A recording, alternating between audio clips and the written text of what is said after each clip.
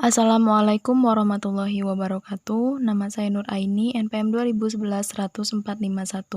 Baiklah, di sini saya akan mengerjakan tugas UTS mata kuliah Konsep Dasar IPS yang diampu oleh Bapak Baharudin MPD. Baiklah, yang pertama, sejarah awal munculnya Social Studies atau IPS. IPS adalah ilmu yang mempelajari hubungan manusia dengan sesamanya yang diintegrasikan melalui konsep ruang, konsep antar ruang dan waktu. Munculnya Social Studies atau IPS itu bermula di Inggris dan Amerika. Latar belakang dimasukkan IPS ke dalam kurikulum sekolah di Amerika Serikat berbeda dengan di Inggris. IPS dimasukkan ke dalam kurikulum sekolah di Amerika Serikat disebabkan perbedaan ras yang ada di Amerika Serikat. Sedangkan pada tahun 1970-an, kehadiran IPS di tengah-tengah dunia pendidikan Indonesia jelas dipengaruhi oleh gerakan-gerakan pembaharuan pendidikan di Amerika Serikat. Ketika IPS sering dihubungkan dengan gerakan-gerakan The New Social Studies pada tahun 1970-an. Yang kedua, kaitan antar ilmu pengetahuan sosial dan ilmu-ilmu sosial, yaitu kesamaan dan perbedaan serta hubungan IPS dengan ilmu-ilmu sosial. Yang pertama, persamaan dan perbedaan IPS dengan ilmu sosial.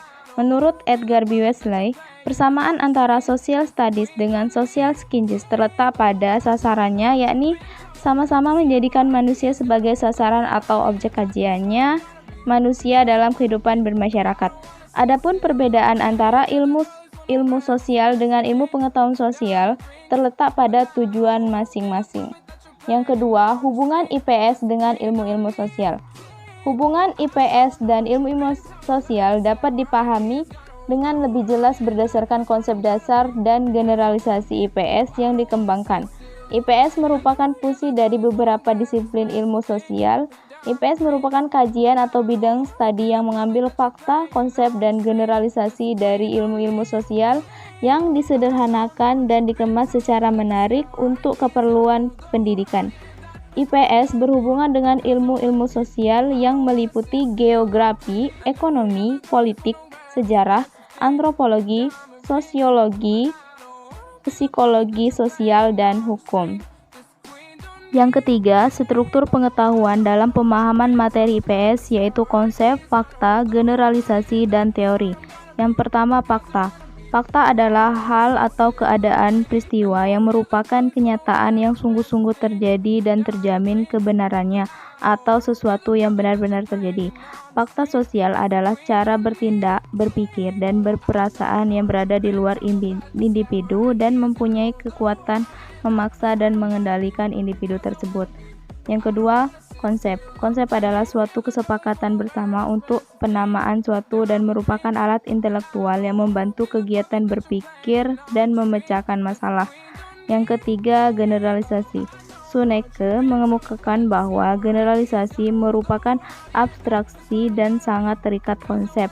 Generalisasi menghubungkan beberapa konsep sedemikian rupa sehingga terbentuk suatu pola hubungan yang bermakna dan menggambarkan hal yang lebih luas. Artinya, dalam pikiran kita terbentuk pola-pola hubungan bermakna yang lebih luas.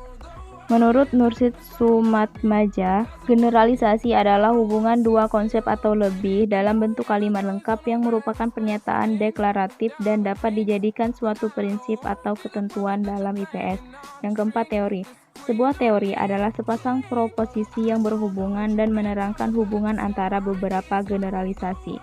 Yang keempat, struktur pengetahuan dalam pemahaman materi ilmu sejarah, geografi, dan ekonomi. Yang pertama, konsep-konsep ilmu sosial. Yang pertama yaitu sejarah. Sejarah adalah ilmu yang mengkaji kisah perbuatan-perbuatan manusia pada masa lampau dan masa sekarang. Unsur pokoknya adalah manusia, ruang, dan waktu. Sifat objeknya adalah perbuatan atau peristiwa-peristiwa terpilih yang mempunyai arti bagi manusia, sedangkan sumber bahan adalah bahan tertulis dan bahan tidak tertulis. Konsep pokok atau main konsep seperti perubahan, kontinuitas, waktu, dan lain-lain. Yang kedua, konsep geografi. Geografi adalah suatu studi tentang hubungan peruangan meliputi aspek-aspek fisik, biotik, dan sosial, tetapi dapat dibedakan dengan ilmu-ilmu lain karena geografi memusatkan perhatiannya pada penyebaran atau distribusi gejala atau fenomena, serta hubungan dengan gejala-gejala dengan tempat atau ruang. Contoh, konsep-konsep geografi antara lain distribusi, ruang, lokasi, wilayah, bentangan alam, sumber alam, lingkungan hidup, globalisasi, penduduk, sungai, laut, gunung, dan lain sebagainya. Yang ketiga, konsep ekonomi dan koperasi. Ekonomi adalah suatu pelajaran tentang bagaimana orang dan masyarakat memilih tanpa uang memperkerjakan sumber-sumber produksi yang langka untuk menghasilkan bermacam-macam barang sepanjang waktu dan mendistribusikannya untuk konsumsi sekarang dan yang akan datang, di antaranya sebagai macam orang dan golongan masyarakat. Menurut Paul Samuelson, sedangkan menurut Robert L. Bonner, ekonomi adalah mempelajari bagaimana orang memecahkan tantangan dalam memenuhi kebutuhannya. Yang kelima, struktur pengetahuan dalam pemahaman materi konsep politik, sosiologi, antropologi, dan psikologi. Yang pertama, konsep politik. Isi dan ruang konsep politik, ruang lingkupnya adalah pendidikan kewarganegaraan dan sebagian mengambil bagian dari ilmu politik, yaitu bagian demokrasi politiknya. Yang kedua, konsep sosiologi. Sosiologi adalah ilmu pengetahuan yang mempelajari kehidupan bersama manusia dan sesamanya, yaitu kehidupan sosial atau pergaulan hidup menurut Selo S. dan kawan-kawan. Sosiologi adalah ilmu yang mempelajari struktur sosial dan proses-proses sosial, termasuk perubahan-perubahan sosial menurut Sulaiman Sumardi. Sedangkan menurut P.J. Bowman, sosiologi adalah ilmu yang mempelajari kehidupan manusia dalam hubungan kelompok. Yang ketiga, konsep antropologi. Secara etimologis, antropologi berarti ilmu yang mempelajari manusia. Menurut Kamus Oxford, antropologi adalah studi tentang masyarakat dan budaya manusia dan perkembangannya.